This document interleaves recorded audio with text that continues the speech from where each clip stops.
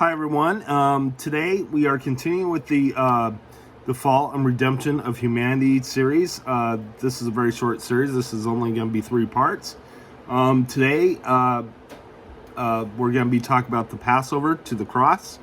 And now the fun thing about the Bible is that it's one big book of prophecy. From the sacrifices to the Passover, all these end at the cross and tell us what God is going to do to save the human race. So without further ado, let's go to Exodus 12, 1 through 30, and we'll begin and read the scripture, and then we'll go ahead and discuss this this message. Let me just have a little water. Okay, so the Passover, Exodus 12, 1 through 30. The Lord said to Moses and Aaron in Egypt, "This month is to be for you the first month of your year. Tell the whole community of Israel that on the 10th day of this month, each man is to take a lamb for his family, one for each household. If any household is too small for a whole lamb, they must share one with their nearest neighbor, having taken it into account the number of people there are. You are to determine the amount of lamb needed in accordance with what each person will eat. The animals will choose must be year-old males without defect, and you may take them from the sheep or the goats. Take care of them until the 14th day of the month, when all the people of the community of Israel must slaughter them at twilight. Then they are to take some of the blood and put it on the sides of the tops of the door frames of the houses where they eat the lambs. That same night they are to eat the meat roasted over the fire, along with bitter herbs and bread made without yeast. Do not eat the meat raw or cooked in the water, but roast it over the fire, head, legs, and inner parts. Do not leave any of it till morning. If some is left till morning, you must burn it. This is how you are to eat it: with your cloak tucked into your belt, your sandals on your feet, and your staff in your hand.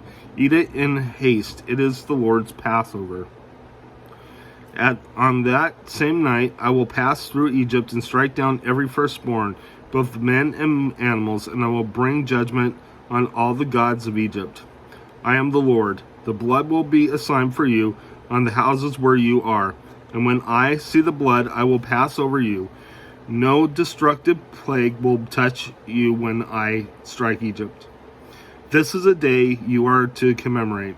For the generations to come, you shall celebrate it as a Passover to the Lord, a lasting ordinance. For 7 days you are to eat bread made without yeast. On the first day, remove the yeast from your houses. For whoever eats anything with yeast in it from the first day through the 7th must be cut off from Israel. On the first day, hold a sacred assembly, and another one on the 7th day. Do not work at all on these days, except to prepare food for everyone to eat. That is all you may eat. Celebrate the feast of unleavened bread, because it was on this very day that I brought you divisions out of Egypt. Celebrate this day as a lasting ordinance for the generations to come. In the first month you are to eat bread made without yeast. From the evening of the 14th day until the evening of the 21st day. For 7 days no yeast is to be found in your houses. And whoever eats anything with yeast in it must be cut off from the community of Israel. Whether he is an alien native born, eat nothing made with yeast.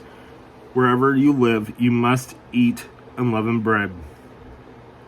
Then Moses summoned all the elders of Israel and said to them, "Go at once and select the animals for your families, and slaughter the Passover lamb. Take a bunch of hyssop, dip it into the blood in the basin, and put some of the blood on the top and on both sides of the doorframe. Not one of you shall go out the door of his house until morning. Then, when the Lord goes through the land to strike down the Egyptians, he will see the blood on the top and sides of the door frame, and will pass over the doorway, and he will not permit the destroyer to enter your houses and strike you down. So it's the blood, as you can see, it's the blood that saves in this case. Oh, the blood of the lamb and the goats.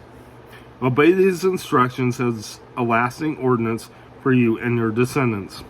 When you enter the land that the Lord will give you, as he promised, observe this ceremony.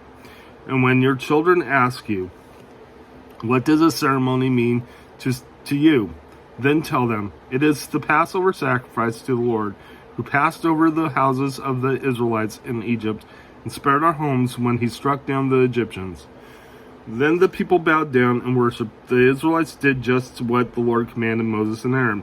At midnight the Lord struck down all the firstborn in Egypt, from the firstborn of Pharaoh, who sat on the throne, to the firstborn of the prisoner who was in the dungeon, and the firstborn of all the livestock as well. Pharaoh and all his officials and all the Egyptians got up during the night, and there was loud wailing in Egypt, for there was not a house without someone dead. Let's go ahead and continue now. We're going to go ahead and go to Leviticus chapter 4, 1 through 35. So we're going to continue and read the Bible, what it says about the ancient sacrifices that the Israelites were to give for their redemption. So let's go ahead and read about the sin offering.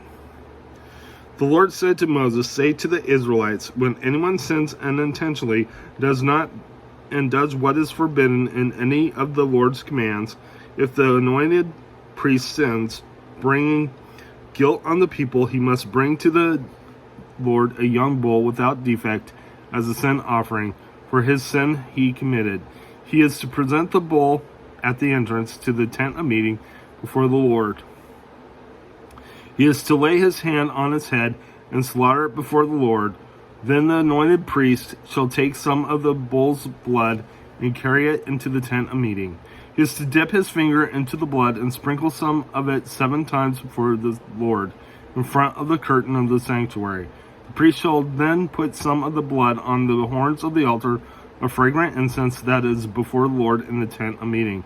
The rest of the bull's blood he shall pour out at the base of the altar of burnt offering at the entrance to the tent of meeting. He shall remove all the fat from the bull of the sin offering, the fat that covers the inner parts or is connected to them, both kidneys with the fat on them near the loins, and the covering of the liver, which he will remove with the kidneys, just as the fat is removed from the ox. Sacrifice a fellowship offering, then the priest shall burn them on the altar of burnt offering. But the hide of the bull and all its flesh, as well as the head and the legs, the inner parts and offal, that is, all the breast of the bull, he must not take outside the camp to a place ceremonially clean, where the ashes are thrown, and burn it in a wood fire on the ash heap. If the whole Israelite community sins unintentionally and does what is forbidden in any of the Lord's commands, even though the community is unaware of the matter, they are guilty. When they become aware of the sin they committed, the assembly must bring a young bull as a sin offering and present it before the tent of meeting. The elders of the community are to lay their hands on the bull's head before the Lord, and the bull shall be slaughtered before the Lord. Then the anointed priest is to take some of the bull's blood into the tent of meeting. He shall dip his finger into the blood and sprinkle it before the Lord 7 times in front of the curtain. He is to put some of the blood on the horns of the altar that is before the Lord in the tent of meeting. The rest of the blood he shall pour out of the base of the altar of burnt offering at the entrance to the tent of meeting. He shall remove all the fat from it and burn it on the altar. And do with this bull just as he did with the bull from the sin offering. In the same way, the priest will make atonement for them, and they will be forgiven. Then he will Then he shall take the bull outside the camp and burn it as he burned the first bull. This is a sin offering for the community. When a leader sins unintentionally and does what is forbidden in any of the commands of the Lord, his God, he is guilty. When he is made aware of the sin he committed, he must bring as his offering a male goat without defect. He is to lay his hand on the goat's head and slaughter at the place where the burnt offering is slaughtered before the Lord. It is a sin offering. Then the priest shall take some of the blood of the sin offering with his finger and put it on the horns of the altar of burnt offering, and pour out the rest of the blood at the base of the altar. He shall burn all the fat on the altar as he burned the fat of the fellowship offering. In this way, the priest will make atonement for the man's sin, and he will be forgiven. If a member of the community sins unintentionally, does what is forbidden in any of the Lord's commands, he is guilty. When he is made aware of the sin he committed, he must bring as his offering for the sin he committed a female goat without defect. He is to lay his hand on the head of the sin offering and slaughter it at the place of the burnt offering. Then the priest is to take some of the blood with his finger and put it on the horns of the altar of the burnt offering, and pour out the rest of the blood at the base of the altar. He shall remove all the fat, just as the fat is removed from the fellowship offering, and the priest shall burn it on the altar as an aroma pleasing to the Lord. In this way, the priest will make atonement for him, and he will be forgiven. If he brings a lamb as his sin offering, he is to bring a female without defect. He is to lay his hand on his head and slaughter it for a sin offering at the place where the burnt offering is slaughtered. Then the priest shall take some of the blood of the sin offering with his finger and put it on the horns of the altar of burnt offering, and pour out the rest of the blood at the base of the altar. He shall remove all the fat, just as the fat is removed from the lamb of the fellowship offering, and the priest shall burn it on the altar, on top of the offerings made to the Lord by fire. In this way the priest will make atonement for him for the sin he has committed, and he will be forgiven. Okay, so in Old Testament times, the Passover wasn't just about a holiday. It wasn't about taking days off. If you notice that the sin off sacrifices symbolize the blood of Christ. Even though Jesus had not come to the earth yet, it was important to, when a person sinned, it had to be paid by blood, from blood. The only way sin could be forgiven was through blood, a blood sacrifice. The blood sacrifices were symbolic in showing us that what Jesus was going to do when he came to die on the cross for us. The Passover in itself was not simply about a sacrifice or a holiday. If you notice that God commanded Israel to use lambs and goats, he also commanded them to use other animals.